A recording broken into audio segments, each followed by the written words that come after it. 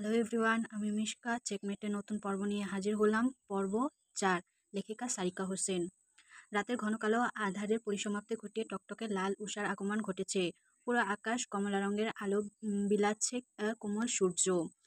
সুন্দর শীতল বাতাসে মোহাচ্ছন্ন চারিধার। ছোট নাইটিয়ং পাখির ঝাঁক গাছের ঘন পাতার চোপে লুকিয়ে লুকিয়ে চিকন সুমিষ্টি স্বরে ডেকে চলেছে অবিরত। কিন্তু সেই সুর পরীক্ষণ স্থায়ী হলো না। কাকের ঝাঁক এসে কাকা শব্দে ভয়ানক করে তুলল চারপাশ। মুহূর্তেই সুন্দর সকাল কেমন ভয়ানক রূপ ধারণ করলো। নিত্যদিনের ন্যায় আজও খুব ভোরে নিদ্রা ত্যাগ করে ছাদে উঠলেন শুভানগং। সকালে কোমল রূপ উপভোগ করতে বেশ পছন্দ করেন তিনি। মন শরীর দুটোই ভালো থাকে এই মুহূর্তে। সিঁড়ি বেয়ে এক পা দু পা করে এগিয়ে চলেছে শুভান। এক হাতে সাফেদ লুঙ্গির নিচে সোনালি পরের অংশ ধরে রেখেছে, অন্য হাতে দাবার বোর্ড। আজকাল একা একা দাবা খেলার নেশায় পরিণত হয়েছে তার। এখানে তাকে হারানোর কেউ নেই, সে নিজেই উইনার। বিষয়টা মনে মনে বেশ পৈশাসিক আনন্দ দেয় তাকে। ছাদে এসে দুই হাত উঁচিয়ে আরেকটু আড়মোড়া ভাঙলেন শুভান। এরপর লম্বা শ্বাস টানলেন। ভোরের নির্মল মিষ্টি হাওয়ায় যেন ভুরভুর করে নাসারন্ধ দিয়ে হৃদয়ে প্রবেশ করলো। কেমন এক আত্মিক শান্তি অনুভব হলো। এরপর আয়েশ করে চেয়ারে বসে সামনে তাকাতে দৃষ্টি বিস্ফারিত হলো। দাবার বোর্ড সরিয়ে তড়িৎ উঠে এগিয়ে রেলিং এর নিকট। এরপর থতমত মুখে তাকিয়ে রইলেন নিজের হাতে লাগানো বহু স্বাদের বাবলা গাছের দিকে। প্রশস্ত গাছটায় মাথা উঁচু করে দাঁড়িয়ে আছে, উষ্ণতায় যেন আকাশ ছুঁই ছুঁই। সেই বাবলা গাছের সরপিল ডালে ঝুলছে নিজের আদরের একমাত্র ভাগিনা। বাতাসে দোলার দড়ি খানা ক্যাচক্যাচ শব্দ তুলছে। ডালটির ছাল ওঠার নমুনার মনে হচ্ছে দীর্ঘ সময় ধরে ঝুলছে এই লাশ। নির্লিপ্ত চোখে সেই লাশের পানে তাকিয়ে ছাদ থেকে নেমে গেলেন শুভান। এরপর ধীরে ধীরে হাঁটতে লাগলেন সেই গাছের অভিমুখে। প্রতিটা কদমের সাথে সাথে সুবহানের চোখ হলো অগ্নিবর্ণ আর চোয়াল হলো শক্ত। ভারী উত্তপ্ত নিঃশ্বাসে বাঁকা গোফগুলো নড়ে নড়ে উঠল। পায়ের জুতা পিস্টনে মাটি গলে ধুলো হচ্ছে। কেঁপে উঠল থুতনি। ইতিমধ্যে হাভেলির অনেক মানুষ সেই গাছের নিচে এসে জমায়েত হয়েছে। উপলব্ধি নেই শুধু সারফারাজের। সে নিজে এমন ভয়ানক কাণ্ড ঘটিয়েছে, তার এখানে উপস্থিত হওয়াটা কি বিশেষ জরুরি? মাসুদের নিথর দেহ সামনে গিয়ে শক্ত হয়ে দাঁড়িয়ে রইলেন সুবহান। সুন্দর গড়নের ফর্সা ছেলেটা কেমন ভয়ানক ঠেকছে। দেখলেই পেট গুলিয়ে বমিও উদ্রেক হচ্ছে। বেশ কয়েকজন নাকমুখ চেপে বমি আটকানোর চেষ্টা করেও বিফল হলো। মাসুদের গায়ে চামড়া উপড়ে ফেলা হয়েছে।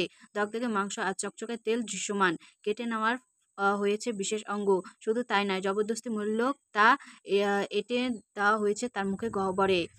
যে হাত দুটো বোধহয় শক্তির প্রয়োগে ভেঙে দেওয়া হয়েছে। গায়ে কোনো কাপড়ের অস্তিত্ব নেই। গাছের নিচে অনাদারে পড়ে রয়েছে শুকনো মরিচের গুঁড়া আর লবণ। মাসুদের মেলে রাখা বড় বড় ফ্যাকাশে চোখ দুটো ভয়ের আভাস স্পষ্ট। মুহূর্তের পূর্ব মুহূর্তে যেন পৃথিবীর সবচাইতে ভয়ঙ্কর কিছুর দর্শন করেছে এই চোখ দ্বারা। মাসুদের এমন ভয়ানক রূপ দেখে কেউ আর কথা বলার অবস্থায় রইল না। ভয়ে যে যার কলিজা শুকিয়ে উঠল। কিন্তু সুবহান নির্বাক। সে এখনো ঠায় দৃষ্টি মেলে তাকিয়ে রয়েছে মাসুদের পানে। কয়েক মুহূর্ত এভাবে গড়িয়ে এগিয়ে এলো সারফারাজ। সারফারাজের পায়ের শব্দ শ্রবণ ইন্দ্রিয় প্রবেশ করে মাথা নিচু করলেন সুবহান। নিজের ধেয়ে আসা কান্না গলারদ্ধ করে চোখ তুলে সারফারাজের পানে দৃষ্টি নিবদ্ধ করলেন। এরপর শুধলেন, চামড়াটাও তুলে নিলি? প্রশস্ত হাসলো সারফারাজ। ভয়ানক ঠেকলো সেই হাসি। চোখ দুটো কেমন নির্দয়। এইটুকু ছেলের নিঃশ্বাসটাও যেন বিষাক্ত। সুবহানের সামনে এগিয়ে এসে ভারী শীতল গলায় সারফারাজ বলল, চামড়ার নিচে প্রচুর যন্ত্রণা দাদাজান। সেই চামড়ায় মাসুদ ভাই ভুলে সিংহের কাছে ঢুকে গিয়েছিল। কি করে ছাড়ি বলুন? বারবার বোঝানোর পর যদি কেউ অবুঝের মতো আচরণ করে তাহলে আমার আর কি করার? আর কথা বাড়ল না সুবহান। নিজের চোখে সাহায্য মনে ক্রোধ নিবৃত্তে জানালেন সারফারাজকে। তাদেরকে সারফারাজ স্মিত হাসলো। এইসব চোখ রাঙানি সে গায়ে মাখে না। সে কোনো ভুল করেনি। নিজের আমানত রক্ষার প্রয়োজন এর চাইতে ভয়ানক হয়ে উঠবে সে। এই জন্য যদি মানুষের খাতা থেকে তার নাম বদলে পশুর খাতায় যায় তবে যাক না, ক্ষতি কোথায়? রূপকথা ফর্সা কোমল গাল দুটি কুচকুচে কালো জখমে ছেয়ে আছে। সকাল থেকে ভয়ে সিটিয়ে আছে মেয়েটা। সেই যে সারফারাজকে খামচে ধরে বসে আছে, কোনোভাবেই ছাড়ছে না। থেকে থেকে গালে টনটন ব্যথায় কেঁদে উঠেছে। কোনোভাবেই আজ রূপকথাকে সামলাতে পারছে না সারফারাজ। মনে মনে সারফারাজ ভেবে নিয়েছে এখানে সে আর রূপকথাকে রাখবে না। কিন্তু এখানে না রাখলে কার কাছে রাখবে? নিজের চেনা জানা পরিচিত সেরকম কেউ নেই যার নিশ্চিন্তে রূপকথাকে স্বস্তির শ্বাস ফেলতে পারবে সারফারাজ। এই মুহূর্তে সারফারাজের মনে হচ্ছে এই মেয়েটাকে না বাঁচালেই বুঝি ভালো হতো। বাবা মার সাথে সে সেও আকাশে চলে যেত, কোনো ঝামেলাই রইতো না। হঠাৎ সারফারাজ খেয়াল করলো মেয়েটির শরীরে উত্তাপ অস্বাভাবিক। এবার যেন আরেকটু বিপাকে পড়লো সে। সাংঘাতিক জ্বরে শরীর পুড়ে যাচ্ছে। এত ঝামেলা কিভাবে সামাল দেবে সারফারাজ? যে এধারে নিজের ঘরে রকিং চেয়ারের সামনে দুলে চলেছে সুবহান। কিছু যেন তার মনের মতো হচ্ছে না। সারফারাজকে নিয়ে তিনি যা ভেবে রেখেছেন সব কেমন গুলিয়ে যাচ্ছে। ওই ক্যাপ্টেন এর পরিবার তাকে একদম নিঃশেষ করে দিয়ে গেছে। এদিকে সারফারাজ আর চরম ধৃততার পরীক্ষা দিয়েছে। হাতের মুঠোয় থেকেই সহসাই যেন এই সারফারাজ বেরিয়ে পড়তে চাইছে, কিন্তু সুবহান এর কিছুতেই হতে দিতে পারে না। সারফারাজ হিন তার সাম্রাজ্য প্রতিটা ইট খসে খসে পড়বে, যে কোনো মূল্যে সারফারাজকে তার পক্ষে চায়। কিন্তু বাচ্চা মেয়েটি হঠাৎ অবতার সবকিছু এলোমেলো করে দিচ্ছে। মুহূর্তে রূপকথার উপর চরম ক্রোধ জন্মালো সুবহান গংয়ের। মেয়েটির ওপর প্রবল জেদ ঘৃণা ফুটিয়ে ডেকে উঠল পশুতুল্য নির্দয় কাবির নামের ট্রাক ড্রাইভারকে। পশু হৃদয়ের সামনে দয়া মায়া উপস্থিত থাকলেও কাবিরের মধ্যে তার রেশ মাত্র নেই। হাজার আকুতি মিনতি করেও ক্ষমা ভিক্ষে পাওয়া না এই কাবিরের থেকে। অবশ্যই এই ক্রেডিট সবটাই সুবহান এর। একদম ছোটবেলা ধরে এনে মানুষের খুনের দায়িত্ব দিয়েছিল এই ছেলেকে তিনি। খুব খুন খারাপির মধ্যে থাকতে থাকতে পাষাণে পরিণত হয়েছে এই ছেলে। মানুষকে নিঃশৃঙ্গ মৃত্যু দিতে বেশ পছন্দ করে কাবির। এক প্রকার মদের নেশার মতো খুনের নেশায় আসক্ত সে। এদিকে দাদাজান এই ডাক পেয়ে দৌড়ে এসে 30 বছরের তাগড়া যুবক কাবির সবই খেতে বসেছিল বোধহয়। হাতের আঙ্গুল ভাত লেগে আছে। কাবির মাথা নত করে বুকে হাত ভাঁজ করে বলল, বলুন দাদাজান। কাবিরের হিংস্র চেহারার পানে একবার নজর বুলালো সুবহান। এরপর তেজি কণ্ঠে ঠোঁট চেপে চেপে ক্রোধ সংবরণ করতে না পেরে আদেশ করলো, ওই বাচ্চাটাকে কেটে টুকরো টুকরো করে কর্ণফুলী নদীতে ফেলে দিয়ে আয়, এবং সেটা আজ রাতেই। সুবহান এর কথা শুনে কেঁপে উঠল কাবির। মাথার সামান্য উঁচু করে ভয়ার্ত কণ্ঠে বলল, কিন্তু দাদাজান। সারফারাজ কবিরকে কথা শেষ করতে দিলেন না সুবহান। এর আগে গলায় খানিকটা কাঠিন্য ঢেলে বলল, নিজের চেলাপায়া দিয়ে ওকে শক্ত করে ধরে রাখবি। ওই বাচ্চার রক্ত কেউ নয়। আবেগে গা ভাসিয়ে এমন বাহাদুরি দেখাচ্ছে। বাচ্চা মরে গেলে দেখবি আবার স্বাভাবিক হয়ে আমার গোলাম হয়ে রয়েছে। আর তাও যদি না পারিস তাহলে ওকে সহ শেষ করে দে। কাবির যেন ভুল শুনলো। সুবহান গং সারফারাজকে শেষ করে দিতে বলেছে, এটা তার বিশ্বাসই হচ্ছে না। 100 জনের ওপর ছেলে পেলে আছে, তাদের মধ্যে সবার চাইতে সারফারাজকেই সুবহান সমীর করে বেশি। শুধু কি তাই, নিজের নাতের মতো করে মানুষ করেছে এই সারফারাজকে। হাবিলিতে কেউ সুবহানগণ এর চোখের দিকে তাকিয়ে কথা বলতে পারে না, অথচ সারফারাজ অধিকার আদায় করে নেয় চোখে চোখ রেখে। সারফারাজ ইচ্ছে পোষণ করা মাত্রই সুবহান তাকে বিশেষ সুবিধা সহ লেখাপড়ার সুযোগও দিয়েছে। এই হাবিলিতে একমাত্র সারফারাজই কলেজের গণ্ডি পা রাখতে পেরেছে, অথচ সারফারাজের থেকে কম বয়সী ছেলে এখানে পড়ালেখা ফেলে চুরি ছিনতাই মশগুল হয়ে আছে। সুবহান গং তার খবরও রাখেন না। আজকে সে আদরে সারফারাজকে শেষ করা হুমকি সুবহান গং এ নিজে দিচ্ছে। কথাটা যেন স্বপ্নের মতো ঠেকলো কাবিরের কাছে। কিন্তু কথাখানা তার মনে ধরল। সারফারাজ তার 2 চোখের শত্রু। মোটেও সহ্য হয় না এই ছেলেকে। এতদিন বাদে যেহেতু এমন সুবর্ণ সুযোগ এসেছে, কাবির কিছুতেই হাতছাড়া করবে না। এই মেয়েকে শেষ করার আগেই সারফারাজকে শেষ করবে সে। তারপর পিষে মারবে ওই ছোট বাচ্চা মেয়েটিকে। মনে নানাধিক ভাবনা ভেবে কাবির প্রত্যুত্তর করল, কথাটা ভেবে বলছেন তো দাদাজান? চেয়ারে হেলান দিয়ে চোখ বুজে কপাল কুঁচকালেন সুবহান। এরপর রহস্য গম্ভীর গলায় বললেন, এক কথা একবার বলতেই পছন্দ করি আমি কবির। নিজের স্বার্থে আদায় করে যেমন মাথায় তুলেছি, তেমনি মাথা থেকে পায়ে পিছতেও সময় নেব না। তুই তোর কাজে যা, বাকিটা আমি দেখে নেব। কাবির সম্মতি জানিয়ে প্রস্তাব করতে নিলেই সুবহান ধীর গলায় সতর্কবাণী ছুড়লেন, রামদাটা ভালো করে ধার নিয়ে নিস। একবার ফসকে গেলে কিন্তু তোর মৃত্যু অনিবার্য। সুবহানের কথা ফিক করে হেসে দিল কবির। খুবই বিশ্রী ভয়ানক সেই হাসি। কিছুক্ষণ হেসে সেই হাসি থামিয়ে কবির বলল, এই হাত থেকে আজ পর্যন্ত কেউ ফসকাতে পেরেছে দাদাজান? 17 বছর ধরে চলছে এই হাতের নির্দয়তা।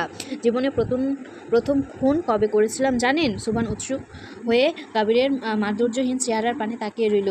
শুকিয়ে ওঠা আঙুলের ভাত চাটতে চাটতে কবির বলল, 7 বছর বয়সে দাদাজান। মানুষটার অপরাধ ছিল নগণ্য, কিন্তু আমার ক্রোধ ছিল অসামান্য।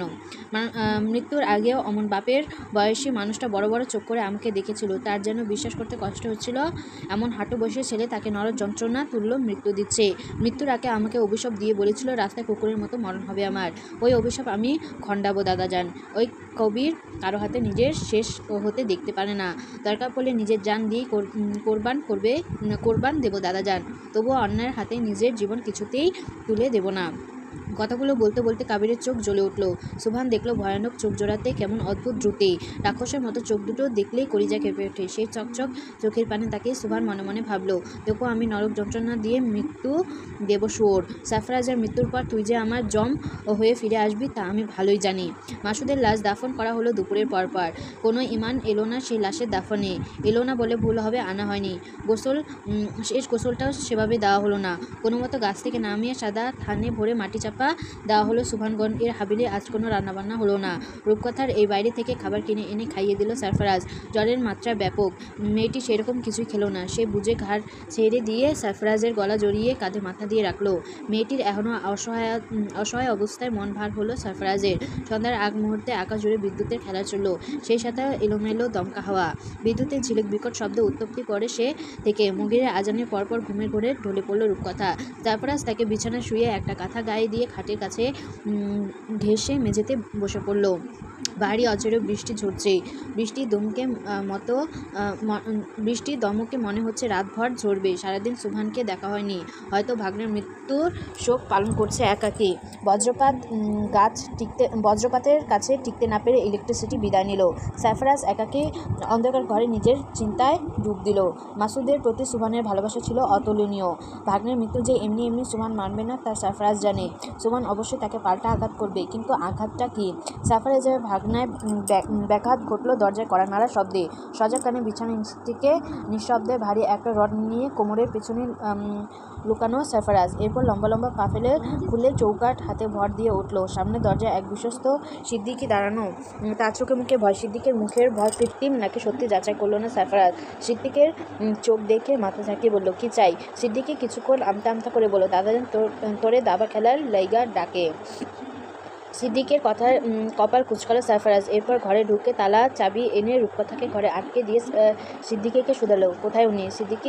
সিদ্দিকি বাইরের বড় ওঠার নির্দেশ করে বলল, ওইখানে। সারফারাজের কাছে কেমন খটলা লাগলো। এমন ঝড় বৃষ্টিতে সুবহান তাকে দাবা খেলার জন্য বাইরে কেন ডাকবে? হয়তো ভাগ্নের মৃত্যু উন্মাদ হয়ে উঠেছে সেই জন্য। সিদ্দিকি পিছু পিছু হাঁটতে হয়তো সারফারাজ, কিন্তু পা দুটো কেমন অসাড় লাগছে। শরীরও শক্তিহীন। সদর দরজা দিয়ে বের হতেই কাবির অসময় খেসে সারফারাজের সামনে দাঁড়ালো। সেই হাসিতে নজর বোলাতে চোখ টিপ কাবির। মুহূর্তে 10-12 জন ছেলে এসে ঘিরে ফেললো সারফারাজকে। কোনো কিছু বুঝে উঠবার আগে টেনে হিঁচড়ে নিয়ে গেল বাইরের বাবলা গাছের নিকট। ছোটার জন্য ছটফট করলো সারফারাজ, কিন্তু কাবির ক্রূর হাসলো। হাতে থাকা রান্দা দিয়ে গাল চুলকাতে বলল, চিতার বাঘে থাবা থেকে কখনো শিকারীকে পালাতে দেখেছিস? সারফারাজ বলল, কঠিন ষড়যন্ত্রে ফেঁসে গিয়েছে সে। আর একটু সতর্ক হওয়া উচিত ছিল তার। নিজের ভয়ানক পরিণতি সে ক্রোধে চোয়াল শক্ত হলো সারফারাজের। রক্তবর্ণ ভয়ানক চক্ষু দিয়ে সিদ্দিকের পানে একবার তাকালো সারফারাজ। সিদ্দিকের মুহূর্তে দৃষ্টি নামিয়ে নিল কাবির। আর সময় অপচয় করতে চাইল না। দাবার চালের মতো সারফারাজ কখন কি খেলা দেখাবে কে জানে। তাই ছেলেদের কঠিন স্বরে হুঁশিয়ারি করলো, শালারা আরও শক্ত করে চেপে ধর, ওর গরম রক্ত গোসল করবো আমি। কথাটা বলেই কাবির দা উচালো। সারফারাজের চোখে মুখে মৃত্যুর ভয় দেখা গেল না। বিদ্যুতের আলোক তরঙ্গে তার ভয়ানক চোখজোড়া আরও অদ্ভুত ভয়ানক দেখালো। কবির এমন রূপে তাচ্ছিল্য হেসে বলল, মাগির ছাওয়াল মরণ দেখা ডর লাগে না তোর? সারফারাজ নির্লিপ্ত তাকিয়ে কাবিরের উচ্ছ্বাস দেখল। কাবির পুনরায় দাঁত কেলিয়ে নাটকীয় স্বরে বলে উঠল, তোকে আর বড্ড নিরুপায় লাগছে। আমার বেশ মায়া হচ্ছে তোর জন্য। তোকে আমি 2 মিনিট সময় দেব দৌড়ে পালানোর। যদি বাঁচতে পারিস তবে তুই উইনার। তুই বাঁচলে আমি নিজে আমার জান তুলে দেব তোর হাতে। আর যদি আমার হাতে ধরা পড়িস তাহলে তোর মুন্ডু থাকবে আমার পায়ের নিচে। রাজি? কবিরের প্রশ্ন মাথা ঝাঁকালো সারফারাজ। তা থেকে কাবির হাততালি দিয়ে বলে উঠল, তার আগে একটু খাতির করবো তোকে। কথাটি বলেই পাশে এক ছেলের থেকে একটা হকি নিয়ে সারফারাজের পায়ে এলোপাথালি আঘাত করলো। কাবিরের আঘাতের সামান্য আওয়াজ পর্যন্ত করল না সারফারাজ। এটা দেখে কাবির আরও ক্ষিপ্ত হলো। যতক্ষণ সারফারাজ মাটিতে হাঁটু মুড়ে না বসলো ততক্ষণ পেটালো। ব্যথা সইতে না পেরে কাদা মাটিতে লুটিয়ে পড়লো সারফারাজ। এরপর কাবিরের ঠোঁটে হাসি ফুটলো। সে তার ছেলেদের উদ্দেশ্যে গলা উঁচু করে বলল, ওর হাত ছেড়ে দে, মরার আগে একটু লুকাছুপি খেলবো ওর সাথে। কাবিরের নির্দেশ সারফারাজের হাত ছেড়ে দিল ছেলেগুলো। হাত ছাড়া পেতেই ধীরে ধীরে উঠে দাঁড়ালো সারফারাজ। এরপর খুঁড়িয়ে খুঁড়িয়ে দৌড়াতে লাগলো। এটা দেখে হো হো করে এসে উঠলো কাবির, কিন্তু কাবিরের দৃষ্টি সীমা থেকে না পালিয়ে মুহূর্তেই ধেয়ে আসলো সারফারাজ। পায়ে আঘাত ভুলে পিঠের পিছনে থেকে লুকানো রাখার লট বের করে ঝাঁপিয়ে পড়লো সকলের উপরে। সারফারাজের আকস্মিক আক্রমণ দিশাহারা হলো সবাই। তার পাল্টা আক্রমণ করতে চাইলো, কিন্তু দ্রুত সারফারাজের সাথে পেরে উঠলো না। মুহূর্তে সারফারাজের শরীর জুড়ে যেন অসুরের শক্তি ভর করলো। সারফারাজের হাতে মাকে চিৎকার করে উঠলো ছেলেগুলো। বৃষ্টির ঝুমঝুম ধারা উপেক্ষা করে সে চিৎকার হাবিলের ভেতরে পৌঁছালো না। ধারালো রডের বাড়ি কার কোথায় গিয়ে লাগছে সারফারাজ তা খেয়াল করল না। কাবির দ্বিগুণ হিংস্র হয়ে দাঁত মুখ খিচে দা নিয়ে দৌড়ে এলো, কিন্তু সারফারাজের সামনে টিকতে পারল না। দায়ের পোঁচ লেগে সারফারাজের হাতের তালু হা হয়ে গেল। কোনো ভ্রুক্ষেপ করলো না সারফারাজ। এক ঝটকায় সেই দা কবিরের থেকে টেনে নিয়ে কোনো কিছু বাছবিচার না করে কোপ বসালো কাবিরের কাঁধে। ধারালো দায়ের কোপ ধর থেকে নিমেষে খসে পড়লো মাথা। ধীরে ধীরে নিজের জ্ঞান খুইয়ে ফেললো সারফারাজ। মাথায় যেন খুনের নেশা চাপলো। কাবিরের চাইতে হাজার গুণ নির্দয় হয়ে প্রত্যেকটা ছেলেকে কুপিয়ে আগাছার মতো মাটিতে ফেলে দিল সারফারাজ। এতগুলো মানুষের রক্ত সুমন গং এর হাবিলে উঠান রাঙিয়ে তুলল। চারপাশে আরেকবার নজর বুলিয়ে অদূরে দাঁড়িয়ে ভীত সিদ্দিককে নজর পড়ল। ক্লান্ত শরীরে দায়ের ভর দিয়ে এলোমেলো পায়ে সিদ্দিকের সামনে এসে দাঁড়ালো সারফারাজ। এরপর ঠান্ডা গলায় শুধালো, এত বড় প্রতারণা কিভাবে করলি সিদ্দিক? ভয়ে হাউমা করে কেঁদে উঠল সিদ্দিক। হুড়মুড়িয়ে সারফারাজের পায়ে পড়ে ডুকরে কেঁদে বলে উঠল, মাফ করে দে বন্ধু, ভুল কইরা ফেলাইছি। সিদ্দিকের কান্নায় হো হো করে উন্মাদের ন্যায় হাসলো সারফারাজ। এরপর বলল, তোর বেইমানি কে কতগুলো মানুষের প্রাণ গেল দেখ। তোকে মাফ করলে আমার যে ঘোর পাপ হবে সিদ্দিকি, তার চেয়ে ভালো তুই মৃত্যুর জন্য তৈরি হওয়া। নিজের প্রাণের সংখ্যা কেঁদে সারফারাজের পায়ে মাথা নোয়ালো সিদ্দিকি, কিন্তু সামান্য হৃদয় টলল না সারফারাজের। সিদ্দিকে ওর কান্নায় আগুন জ্বালিয়ে দিল সারফারাজের শরীরে। সিদ্দিকিকে লাথি দিয়ে দূরে ফেলে সারফারাজ হিংস্র কণ্ঠে বলে উঠল, কালেমা পর সিদ্দিকি, ওর আল্লাহর নাম মুখে নেবার সময় পাইনি। তুই আমার বন্ধু, সেই দায়ভার থেকে তোকে এইটুকু ক্ষমা আমি করতে পারি। কঠিন মৃত্যু দেব না তোকে আমি। এত দ্রুত মারবো তোকে, তুই নিজেও জানবি না যে তুই দুনিয়া থেকে বিদায় হয়েছিস। তো বন্ধুরা, আজকে পর্বটা এই পর্যন্তই। যদি ভালো লাগে তাহলে একটা লাইক করো, আর পরবর্তী পর্ব পাওয়ার জন্য সাবস্ক্রাইব করো। সবাই ভালো থাকবে, সুস্থ থাকবে। আজ এই পর্যন্ত, বিদায়।